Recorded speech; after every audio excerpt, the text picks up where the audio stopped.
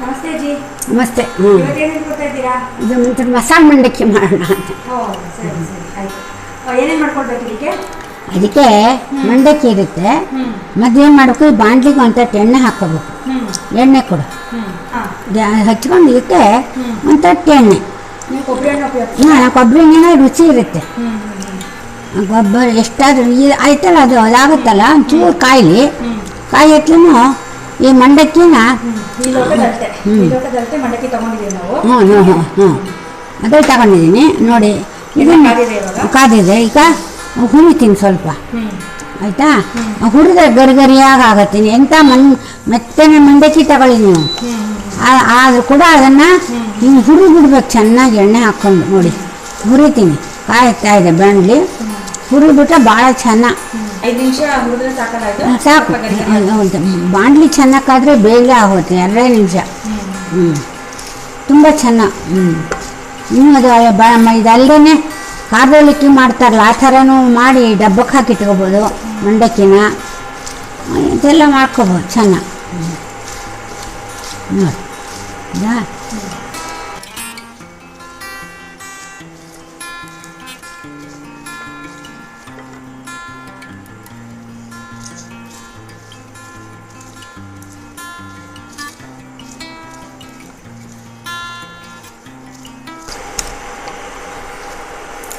ಚೂರಾಗಿ ನೋಡಿ ಅಕ್ಕ, ನೋಡಿ ಎಷ್ಟು ಚೆನ್ನಾಗಿ ಹಿಂಗೆ ಗರಿಯಾಗಿ. ಎಷ್ಟು ಮೆತ್ತನೆ ಮಂಡಕ್ಕಿ ಹಳೇದು ಹಾಕಿದ ಮಂಡಕ್ಕಿ ಅಂತ ಬಿಸಾಡೋದಲ್ಲ, ಅದನ್ನು ಆ ಮಂಡಕ್ಕಿನೂ ಮಾಡಬೇಕು. ಹಿಂಗೆ ಅದನ್ನೆಲ್ಲ ಅಚ್ಚುಕಟ್ಟಾಗಿ ಇಟ್ಕೊಂಡು ನೋಡಿ, ಹಿಂಗೆ ಹುರಿಬಿಟ್ರೆ ನೋಡಿ ಫಸ್ಟ್ ಕ್ಲಾಸ್ ಆಗೋಯ್ತಾ.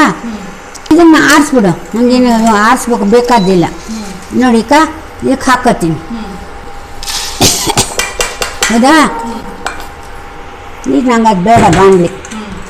ಈಗ ಏನು ಮಾಡ್ತೀನಿ, ಅದಕ್ಕೆ ಇನ್ನೊಂದು ಎಣ್ಣೆ ಇಟ್ಕೊಂಡಿದ್ದೆ ಹೂಡಕ್ಕೆ ಅಂತಾನೆ. ನೋಡಿ ಇಷ್ಟು ಹಾಕ್ಬಿಟ್ಟು ಹೂಡ್ಬಿಟ್ರೆ ಇಷ್ಟೇ, ಜಾಸ್ತಿ ಏನು ಎಣ್ಣೆ ಬೇಡ. 2 ಚಮಚ ಅಥವಾ 3 ಚಮಚ ನೋಡಿದ್ರಾ?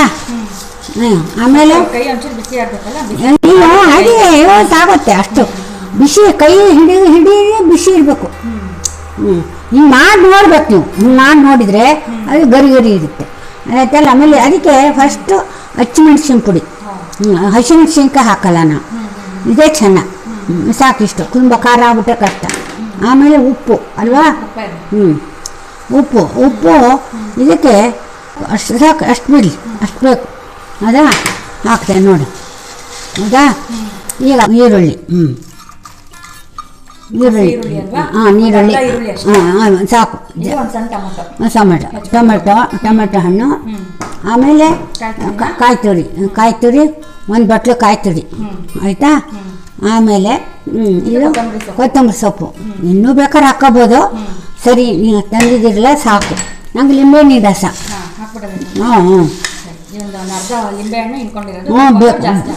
ಬೇಕು ಅಂದರೆ ಹಾಕ್ಕೋಬೋದು. ನಿಮಗೆ ಖಾರ ಇನ್ನೊಂಚೂರು ಜಾಸ್ತಿ ಬೇಕು ಅಂದರೆ ಹಸಿಮೆಣ್ಸಿನ ಪುಡಿ ಇನ್ನೊಂಚೂರು ಹಾಕ್ಕೋಬೋದು. ಲಿಂಬೆಹಣ್ಣು ಜಾಸ್ತಿ ಬೇಕು ಅಂದರೆ ಹಿಂಗೆ ಹಾಕ್ಕೋಬೋದು. ನೋಡಿ ಹಾಗೆ ಹೊತ್ತು ಎಷ್ಟು ನಿಮಿಷ ಆಯಿತು? 3 ನಿಮಿಷ ಅಷ್ಟೇ. ಇದು ಕೆಲ್ಸಕ್ಕೆ ಹೋಗೋರಿಗೆ ಮನೆಗೆ ಬರ್ತಿದ್ದ ಹಾಗೆ ಇದೇ ಥರ ನಾವು ಅವಲಕ್ಕಿ ಮಾಡ್ತೀವಿ.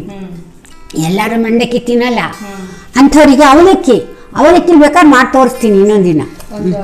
ತುಂಬಾ ಈಸಿ ಅಂದ್ರೆ ತುಂಬಾ ಸಿಂಪಲ್ ಆಗಿ ಮಸಾಲೆ ಮಂಡಕ್ಕಿ ತರನೇ ಇರುತ್ತೆ. ಆದ್ರೆ ಇದಕ್ಕೆ ಸ್ಪೆಷಲ್ ಅಂದ್ರೆ ನೀವು ಹುರ್ಕೊಂಡು ಅದಕ್ಕೆ ಹಸಿಮೆಣಸಿನ ಪುಡಿ ಹಾಕಿ ಮಾಡಿದಿರಲ್ಲ, ಹಾಕೊಳ್ತೀವಿ. ನೀವು ಹಸಿಮೆಣಸಿನ ಪುಡಿ ಹಾಕಿ ಈ ತರನೂ ಮಾಡ್ಕೊಬಹುದು ಅಂತ ತಿಳಿಸಿದಿಲ್ಲ ನಮ್ಗೆ.